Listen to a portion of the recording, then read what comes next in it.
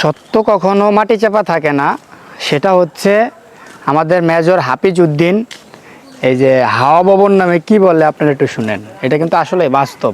একটা সময় হাওয়া ভবনে খুবই জঘন্যতম কাজ চলছে। হাওয়া ভবনটা কার আপনারা কিন্তু কেউ জানেন না। হাওয়া ভবনটা হচ্ছে তারেক রহমানের বাসভবন, মানে থাকার জায়গা। শুনেন কি বলে।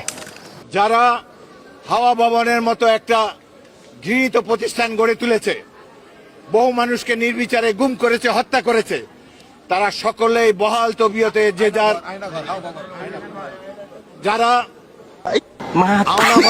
যারা আয়নাঘর নামে এটি আমার খুব পছন্দের খাবার। আমি জীবনের চলার পথে মাঝে মাঝে এই খাবারগুলো খাই। আজ নিজ চোখে দেখে ভীষণ ভালো লাগছে। দেখে নরম নরম মনে হচ্ছে, তবে বেশ শক্ত আছে, এজন্য হয়তো ব্যথা লাগে।